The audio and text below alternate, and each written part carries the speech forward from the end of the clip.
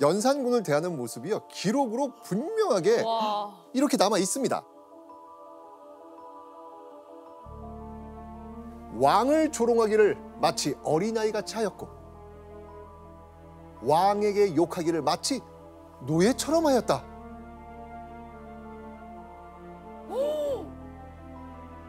근데 이 기록이 남아있다는 건 그 당시에 이런 상황을 다 주변에서 알게 됐을 것 같아요. 그렇죠. 그럼 모든 후궁들이 자기도 잘 보려고 왕 보자마자 야 이놈아 일로 와봐. 그러다가 후궁 몇 명은 유배 갔을 거예요. 아마 진짜. 나도 사랑받을 거야. 왜냐면 기록이 남을 정도니까. 교수님, 그런데 연산군은 왜 이렇게 다 받아주는 거예요? 이를테면은 연산군의 심리 상태가 중요한 것 같아요. 그 연산군은 좀 애정 결핍이 심한 상황이었고요. 어머니 얼굴도 모르고 그런 상태에서 지금 장록수를 만나니까 장록수가 저렇게 마치 친엄마가 친아들을 대하듯이 편하게 대해주고 혼내는 듯한 그런 분위기도 연출하고 그런 거에 대해서 어려서부터 그리워했던 어머니의 모습을 본 것 같아요. 그렇게 우리가 해석은 할 수 있죠. 맞습니다. 그러니까 연산군은 장록수와 함께할 때 마치 어머니의 꾸지람을 들으면서 행복해하는 어린아이와 같았던 겁니다. 그리고 장록수는요, 바로 연산군의 그 갈증 포인트를 알고 철저하게 모성애를 이용했던 겁니다. 그렇네. 와. 그렇게 장록수를 향한 연산군의 사랑이 막 뜨겁게 불타오르던 그때 연산군의 얼굴에 한박 웃음이 피어나는 소식이 전해집니다. 어떤 소식이었겠습니까? 장록수가 임신을. 그렇지요. 그렇지요. 연산군의 총애를 받은 장록수가 입궁한 바로 그해 뱃속에 왕의 아이를 잉태하게 된 겁니다. 와. 그리고 10달 후 장록수는 무사히 딸을 출산합니다. 이 딸의 이름은요, 이영수. 연산군은 장록수와의 사이에서 낳은 딸 영수를 애지중지 아꼈다고 합니다. 사랑하는 여인이 자신의 아이까지 낳았습니다. 자, 이때 연산군의 심정은 또 어땠을까요? 너무 감격스러웠겠죠? 그렇죠. 네, 너무 좋았을 것 같아요. 그렇게 장록수를 향한 연산군의 총애는 나날이 커져갑니다. 기생 출신 장록수의 삶은요, 정말 기적의 연속이었습니다. 계속 상승. 아이, 그럼요. 자, 그렇게 장록수를 향한 연산군의 총애가 극에 달한 1504년 3월. 연산군은요, 조선 조정뿐 아니고요, 백성들도 경악할 만한 어마어마한 오명을 내립니다. 장수경의 집이 여염사에 있어 화재로 연소될까 염려되니 가까운 이웃 인가들을 헐어 넓혀라. 자, 여기서 장수경 누구? 장록수. 네, 맞습니다. 장록수는요, 입궁 1년 만에 종사품 수건에서 이제 종삼품 수경으로 지금 승진한 상태가 됐습니다. 네. 와. 그러니까 장록수 사가 주변의 집들을 다 헐어버리고 장록수 집을 넓히라는 뜻이에요. 와. 말도 안 되는 얘기죠, 사실. 그렇죠. 그냥 인가들을 그냥 헐라는 건데. 아니, 그렇죠. 너무 화나는 일이죠. 그럼 그 집에 사는 사람들은 그냥 헐리는 거죠. 그러니까요. 야. 그런데 이때 반기를 들고 나선 이들이 있겠지요. 누구? 그 신하들. 그렇죠. 예, 그렇죠. 신하들 반기를 들고 일어납니다. 장록수는 궁궐에 들어와 지내고 있어서 사가인을 거처하지도 않는데 그 이웃집을 마구잡이로 철거해버리면 백성들이 원망할 것입니다. 당연히 아니되옵니다 하겠죠.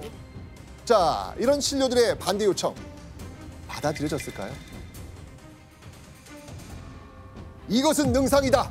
라고 하면서 연산군 펄쩍 뜁니다. 가만 있어봐. 우리 지난 여행 때 능상이란 단어 배웠는데?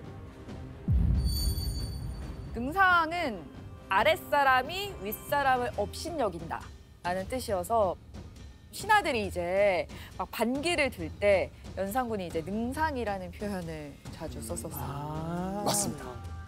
한마디로 연산군 입장에서는 왕인 나에게 기어오른다라는 의미입니다. 신료들이 자신에게 능상을 저지른다고 생각한 연산군은요 분노합니다. 결국 신료들의 반대 의견 받아들여지지 않습니다. 그런데 이것 말고도요 연산군이 장녹수에게 집과 토지를 하사한 내용 연산군 일기래요 여러 번 기록되어 있습니다. 자 그렇게 장녹수는 자신의 재산을 상상 그 이상의 규모로 불려나가게 됩니다. 장녹수에게 너무 빠져서 아무리 신료들이 반대해도 듣지 않았던 겁니다. 그리고 연산군의 파격 혜택 여기서 그치지 않습니다. 김효손을 함경도 전양 별감에 제소하라. 김효손은요 바로 장녹수의 형부를 말합니다. 형부. 형부까지요? 자, 함경도 전양 별감은요 왕이 함경도 제사를 위해 내린 향과 충문을 함경도 현지에 가서 전달하는 임시관직을 말하거든요. 그런데 장녹수 언니의 신분이 뭐였죠? 노비죠. 노비였잖아요. 네. 장녹수 노비였으니까, 그죠? 한마디로 장녹수 덕분에 노비 출신이 왕명으로 특별 임무까지 내려받는 인물이 된 거예요. 그냥 장녹수가 딱 얘기하면 바로 다 들어주는 거예요. 그러니까요, 지금 이게. 그 장녹수는 입장에서 보면 정말 기적같이 출세해서 궁궐에 들어왔지만 자기가 마음 놓고 부릴 신복, 측근이 아무도 없잖아요. 그러니까 이런 기회가 있을 때마다 요소요소에다가 자기 말에 충성할 신복들을 박아놓는 거죠. 더군다나 저기 동평관 창고 관리자라 그러면은 값 나가는 물건들을 빼놓을 수 있는 노른자의 자리예요. 그러면 저 종이가 저 고직으로 물건을 좀 빼돌렸다. 그러면 그중에 일부를 누구한테 바치겠어요? 장녹수한테 바치는 거죠. 그런 사람들을 궁궐 요초에다가 심어두는 거예요. 와. 장녹수는요 그야말로 자신의 위세를 철저히 이용했던 겁니다. 주변인들의 관직을 청탁하고 자신의 신복들을 이권이 걸린 자리에 턱턱 많이 앉혀나가고 있었던 것이죠. 자 그런데요 이 연산군의 이 호위하에 기세 등등해진 장녹수가 조정 대신들을 경악하게 만든 엄청난 일을 또 저지릅니다. 장녹수가요 관선 네. 즉 나라의 선박 배접해 네. 이 나라의 선박을 이용해서 쌀을 무역하는 일까지 벌인 겁니다. 자 이게 무슨 말이냐면 관선을 이용해서 남쪽에서 세금으로 올라온 쌀을 착복해서 쌀이 귀한 이 평안도에 가서 비싸게 판 다음 거기에 특산품들을 다시 실어 갖고 온 겁니다. 그걸 팔아서 또 돈을 번 거죠. 그럼 그 해가지고 그 쌀을 무역하면 그 수익은 자기가 챙기는 거예요? 자기가 이제 다 하는 거죠. 와. 그럼 지금 사업도 하려고 한 거예요? 개인 지금? 사업을 한 개인 거네요. 사업을? 뭘 이용해서? 나라 거예요. 그렇죠. 와, 이거는 장녹수는 자신의 재산을 불리기 위해서 그 나라 선박을 사적으로 이용한 겁니다. 더 충격적인 건 이때 무역한 쌀의 양이 어마어마했다는 겁니다. 어느 정도요? 무려 7,000석. 7,000석. 7,000석이요? 그러니까 풀었으면 7천 가마라는 뜻인데요. 이게 도대체 어느 정도의 경제적 가치가 있냐 하면 당시 조선의 이제 최고 관청 중에 6조가 있잖아요. 각 관청이 1년 동안에 지출하는 그 전체 예산 그게 한 10만 석 정도예요. 그러니까 한 6조의 관청이 사용하는 1년 예산의 한 7% 정도니까 어마어마한 값어치를 장녹수 개인이 움직인 거죠. 총애받는 후궁이라는 이유로 나라의 선박을 이용해 사적 이익을 취하는 장녹수를 보는 신료들의 심정 참담했습니다. 아우, 너무 화나죠. 답답하고. 네. 기가 막히고 코가 막히는 이 현실 앞에 신료들은 이거 말세다라는 그런 생각 들지 않았을까요? 그렇죠. 자, 그러던 1504년 3월 20일 장녹수가 입궁한 지 3년째 되던 해 궁궐에 실세로 자리 잡은 장녹수조차 예상치 못한 피바람이 궁궐에 불어닥칩니다. 우리 이 사건 배운 적 있습니다. 바로 갑자사화. 갑자사화. 연산군은 어머니 패비윤 씨가 억울하게 죽임을 당했다는 사실을 전해 듣고 독주를 시작했습니다.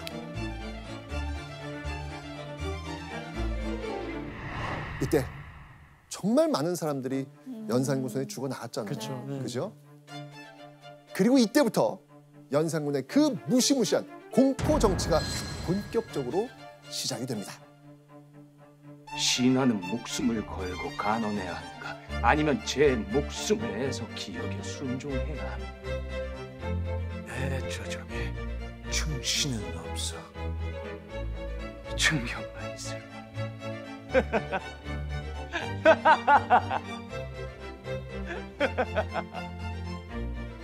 자, 이런 상황에서 신료들이 연산군 행동에 이게 토를 달 수 있었을까요? 와, 조금 전이었으면은 괜찮은데 이제부터는 사화 이후부터는 어려웠을 것 같은데요. 그죠? 목숨이라도 부지하려면 그저 왕 앞에서 바짝 엎드릴 뿐이었습니다. 아니 되옵니다를 외치더니 신료들은요 이때부터 입을 꼭 다물게 되었죠. 아하. 야. 그런데 갑자사화로 이 궁궐이 뒤집혀진 지 불과 3개월 만에 한양을 떠들썩하게 만든 충격적 사건이 벌어집니다. 자, 사건은요 한 장의 종이에서 시작됩니다. 한양의 으리으리한 부잣집 대문 앞에 글귀가 적힌 벽서 한 장이 붙어 있는 겁니다. 자, 그렇다면 이 벽서에는 대체 어떤 내용이 쓰여 있었을까요? 말도 안 되는 일이 써 있을 것 같아요. 루머 같은 거? 아니요, 왕을 모독한, 아니면 왕의 뭐 아니면 장녹수와 관련된 거 장녹수와 아니었어요? 관련돼 있을 것 같아요. 영모. 네. 장녹수와 부잣집이 연관되지 않았을까. 이제 벽서에 정확히 어떤 내용이 쓰여 있었는지는 전해지는 않습니다. 근데 교수님 당시 벽서에 쓰여 있던 내용을 추정해 볼 수는 있겠죠? 일단 왕의 정치가 문란하다는 비판 내용이 있었던 것 같고요. 또 한 가지는 궁궐 내부의 은밀한 이야기. 그러니까 이게 왕조 국가에서 왕을 비판하고 궁궐의 은밀한 이야기를 폭로했다. 이게 그 자체만으로도 이건 대역죄에 걸리는 겁니다. 그러니까 영모인데 영모. 그렇네. 갑자사화로 피바람이 몰아친 지 얼마 되지도 않았는데 연산군과 왕실을 험담하는 내용의 벽서. 더욱 충격적인 건요. 벽서가 붙어 있었던 그 집의 정체였습니다. 벽서가 붙은 곳은 바로 궁 밖에 있는 장녹수의 사가였습니다. 아무리 나는 새도 떨어뜨린다는 장녹수지만 자신의 집 앞에 왕실을 비방하는 내용의 벽서가 붙어 있다? 자, 자칫하면요. 장녹수도 벽서 사건에 연루되어 처벌받을 수 있는 상황이었습니다. 근데 이게 저는 바보가 아니라면 조금만 머리가 있으면 자기가 잘못되는 자기 집에 붙이겠어요? 장녹수를 싫어하는 사람이 거기다 붙이지. 아, 장녹수를 싫어하는 사람이 장녹수 집에 그럼 붙인 거네요. 그러니까요. 좀 걸려들게끔 하려고. 그렇죠. 그리고 얼마 후 궁궐이 한바탕 시끄러집니다. 바로 벽서 사건의 유력한 범인들이 밝혀졌기 때문입니다. 오, 궁금하다. 벽서 사건을 일으킨 간큰 범인들, 바로 연산군을 모시던 두 궁녀, 수군비 그리고 전향이라는 궁녀였습니다. 두 궁녀들이 질투심 때문에 장녹수를 해치려고 장녹수 집 앞에 벽서를 붙였다는 겁니다. 아, 궁녀들이 네. 샘나서. 장녹수 어떻게든 보내려고. 자, 그래서 1504년 6월 9일 연산군은 어명을 내립니다. 두 궁녀를 뭉지하라. 와. 즉 두 궁녀의 사지를 찢어서 죽이라는 거였습니다. 역시 그리고 두 궁녀의 부모와 형제들의 목숨까지 빼앗았습니다. 와 너무 세게 나와요. 자, 그런데 여기서 여러분 좀 한 가지 주목해야 될 사실이 있습니다. 맞다. 이 두 궁녀는요, 사실 벽서 사건이 일어나기 2달 전에 이미 유배를 갔다는 사실입니다. 어? 2달 전에 이미 유배를 갔던 거예요? 희한해지네.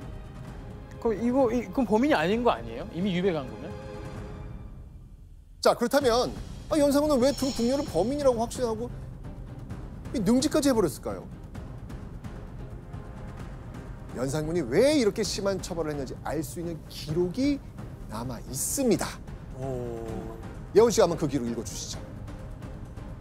두 사람은 모습이 고와서 녹수가 마음으로 시기하여 밤낮으로 왕에게 참소하였다.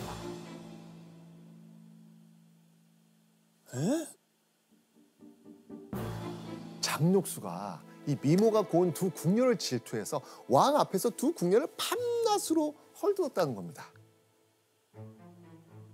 유배를 간 두 궁녀가 자신을 시기의 위험에 빠뜨리려고 벽서를 붙인 것이 분명하옵니다. 이렇게 말이죠. 두 궁녀를 범인으로 지목한 사람, 바로 장녹수였던 겁니다. 시기를 궁녀가 한 게 아니고 장명수가 했던 거네요. 이야. 너무 예쁘고 고와가지고 혹시나 연산군 눈에 띄면 본인 받고 있는 그 사랑을 뺏길 수도 있으니까 보내버린 일단은 거네요. 보내야겠다 싶은 거예요. 맞습니다. 혹시라도 연산군의 마음을 아름다운 두 궁녀에게 빼앗긴다면 이건 사실 장녹수에겐 상상조차 하기 싫은 끔찍한 상황이잖아요. 그렇죠. 자, 그래서 화근의 씨앗을 완전히 제거해 버려야 되겠다라고 결심을 한 겁니다. 그리고 그러기 위해서 이 벽서 사건을 이용한 겁니다.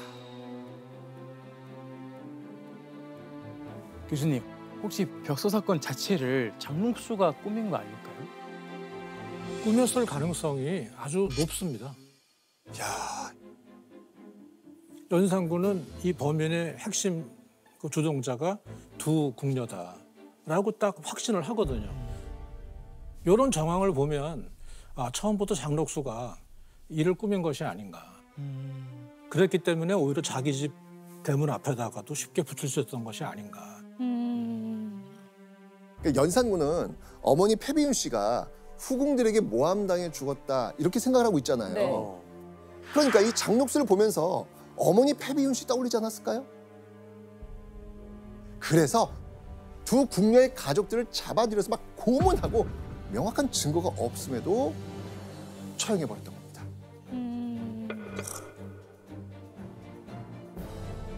장녹수의 말 한마디에 두 궁녀와 일가족이 죽어나가는 모습을 본 이 당시 조정신료들 어떤 생각이겠습니까? 진짜 무서운 여자라 생각했어요. 그러니까요. 이제 우리도 뭔가 말 잘못하면 또 그 꾸며가지고 우리까지 보낼 수 있는 권력이라고 생각하면 말을 못할 것 같은데. 그렇죠. 장녹수의 말이면 천하의 연산군을 움직일 수 있구나 라고 생각을 했겠죠.